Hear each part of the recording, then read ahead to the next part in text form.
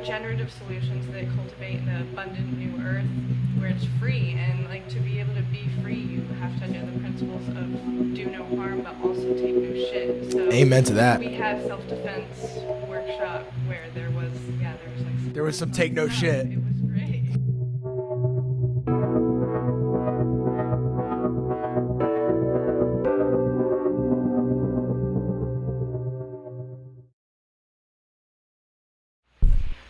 Hello everyone, I'm Tarah Green, and last year Freedom Rising Convergence is an event that I organized in Oregon, and Where was it? Where was the location? it was at an intentional community, which is a non-hierarchical, self-governing community that practices nonviolent communication and permaculture.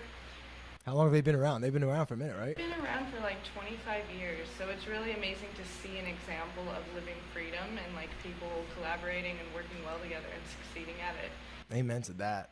Amen to that. That's so cool. A good friend of mine, Svatoslav, we worked together. He went to your conference and he will not shut up about it. And literally, it sounded awesome. I saw the videos. I saw the breakfast spreads. It sounded so cool. And he told me there was like an MMA fighter there or something. You guys did some sort of crazy shit. So a big theme in the conference, it's regenerative solutions that cultivate an abundant new earth where it's free. And like to be able to be free, you have to know the principles of do no harm, but also take no shit. So amen to that. We had self-defense workshop where there was some take no shit. It was great. There was some take no shit. I would like to do that at the Anarchist Fight Club. We like Michael. So far, we've only planned to do like intellectual debates. That's on the 22nd. But it would be awesome if like I don't know if there's some Mexican MMA fighter and we just had like a demonstration. That would be so cool. But another thing that I find pretty cool is that you guys did it like super. The way he was explaining it to me is that you guys pretty much everything from that community as far as needs is provided within the limits of the acres, right? As far as food and stuff like that. Not necessarily. So I mean, like that's the idea. Mm-hmm. That's the end game, yeah.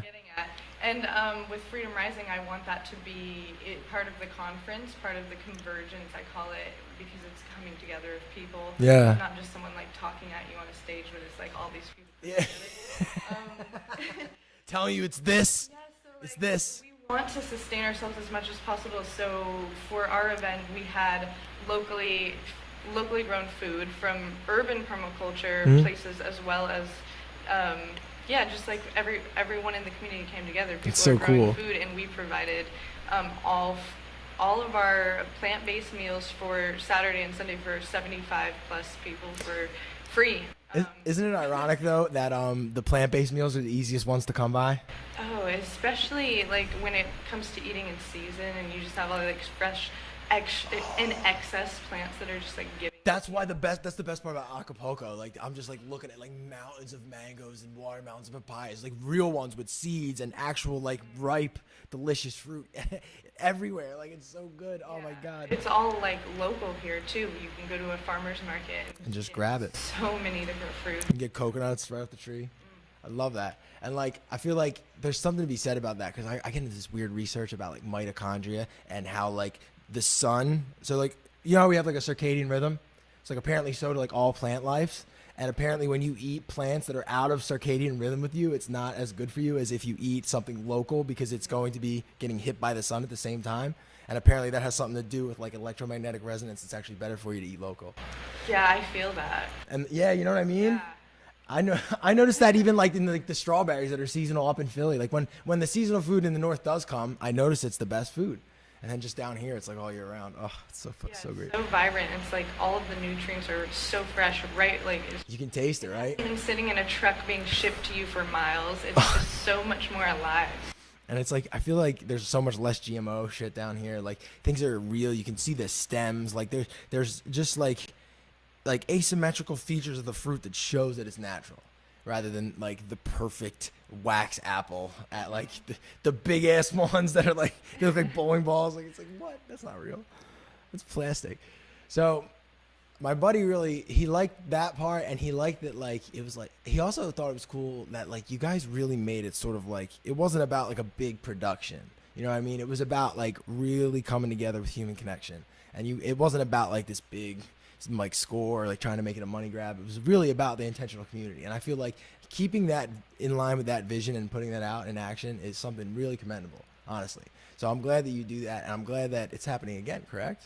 Yeah, it'll be happening again. We're still working on some details, but follow the Facebook page Freedom Rising Convergence to stay up to date on that, and it'll be sometime in the autumn. Awesome. Yeah. Well, there's one other thing I want to talk to you about, and I almost don't even want to say the catchy ass name you made up for it because it's so awesome. I want to hear you say it. Oh yeah. Something we'll be doing at Freedom Rising Convergence. We'll be having a Anarchy convergence where I love that. Those who live in their vans, because it is a more free way of living, we're going to come together and talk about that. And you're a living example of that. Yeah. You have like the coolest. You turned a box truck into a house, right? Yeah, box van that used to be a trauma scene cleanup vehicle, and it has a roll-up door in the back. It's a big white thing. It looks like an industrial work truck.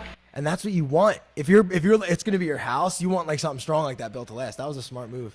Did you just like go on Craigslist and like look for like industrial vehicles? How'd you come by it? Pretty much exactly that. It's that easy. You just go on Craigslist. Yeah, I had been visualizing it and intending for this to happen for a long time. Like I had been mobile and tapping into a bunch of communities, and I wanted a way to do that and take my roots with me and not always feel like when I try to stay in one place that the state's trying to tax me, so I have to like leave or whatever. But to be in the van, it's like really empowering and allows for a lot more freedom. And so I was able to tap into a lot of communities that are like collaborating with each other and just doing things a different way. And so the van really allowed that. I've learned a lot, and you don't have to pay rent, and it's just an awesome lifestyle. And like the cool part about the van is like if you want, you can just park it in one location for a period of time if you want to. And then it gives you the freedom also about if you just feel like picking up and moving one day, you can really just do it. So that's really cool. It's funny because like that, I feel like van life was the first sort of like exposure as far as my personal experience, like what true anarchy felt like. Because I joined a band out of college. Like I was in a band in college, but we just like were local. And then I joined a band that did tours. And I'm like, you mean you play a show every day? Like every day for like a month? And they're like, yeah. And I'm like, what? Really? I'm like, where do you sleep? They're like, the van. I'm like, all of us? They're like, yeah, all 6 of us. And we have a trailer with all our gear.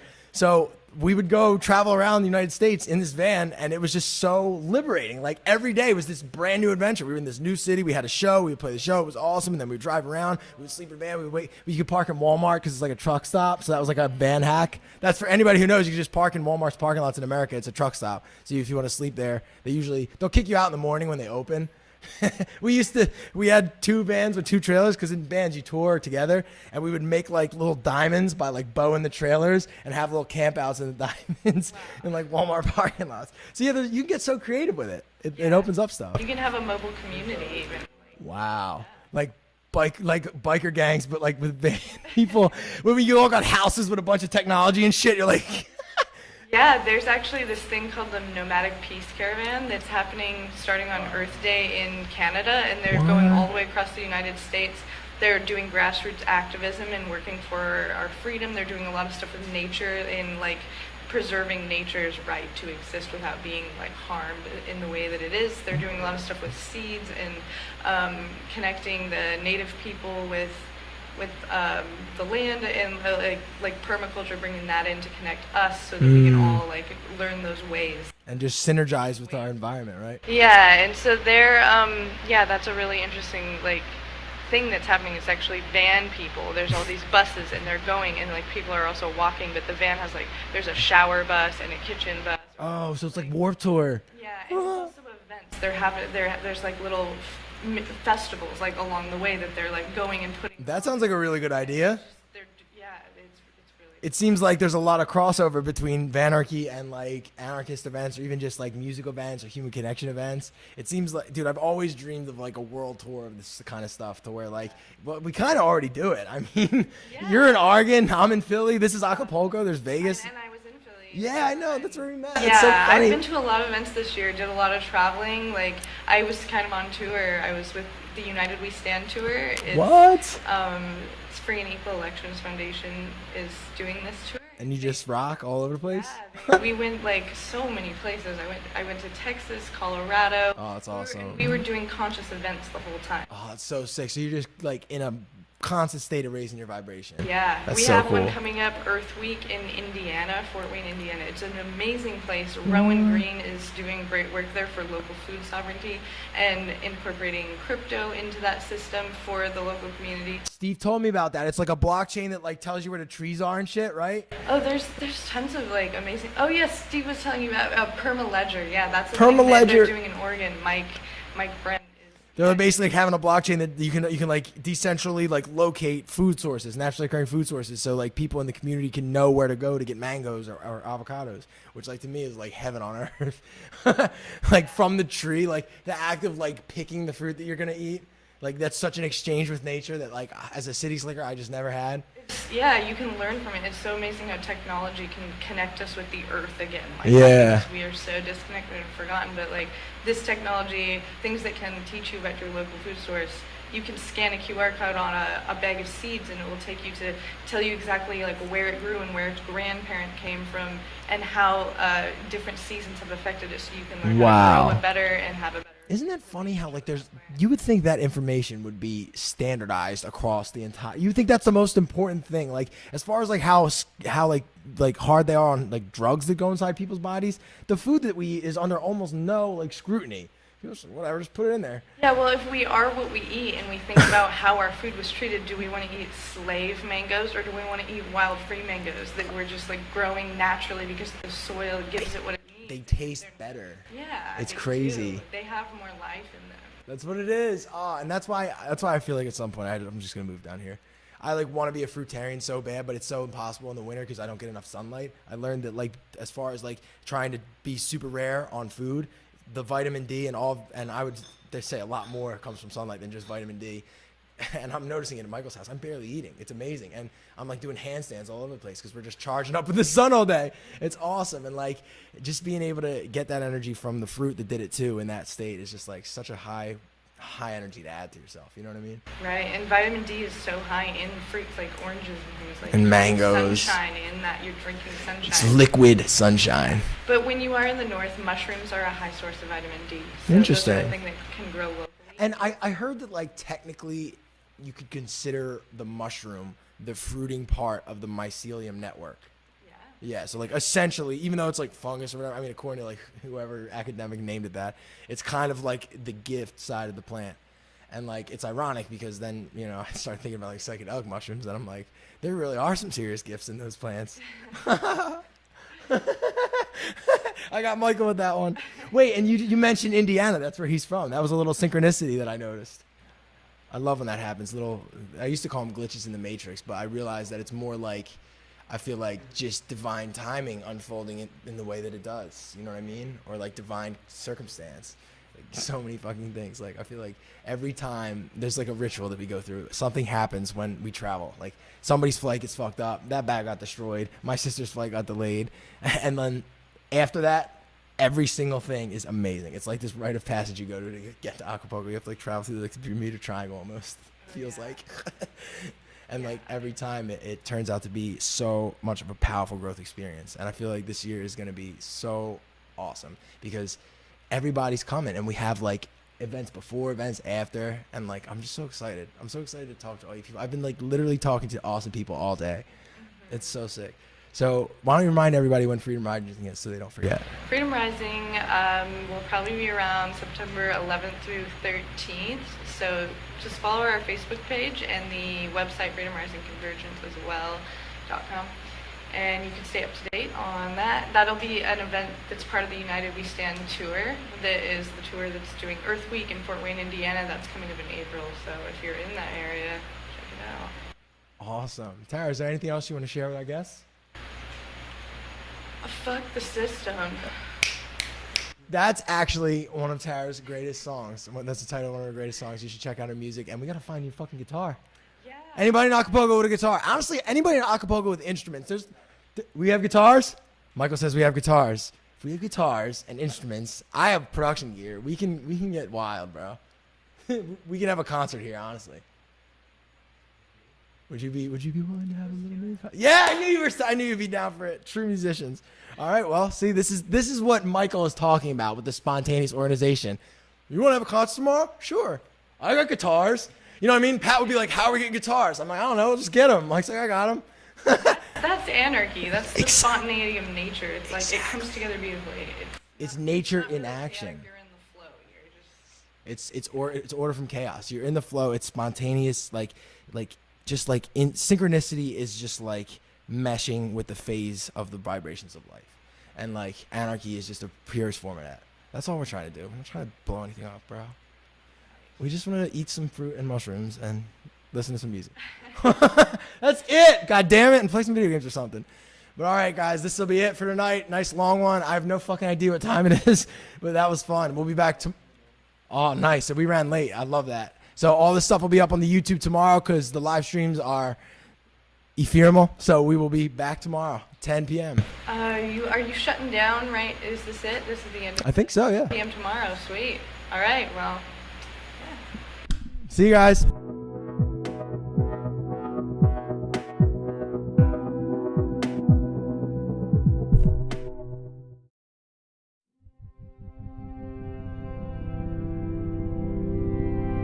I believe that only individuals have rights, not the collective group.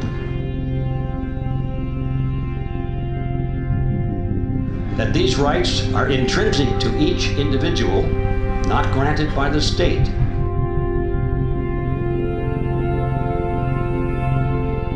For if the state has the power to grant them, it also has the power to deny them. And that is incompatible with personal liberty.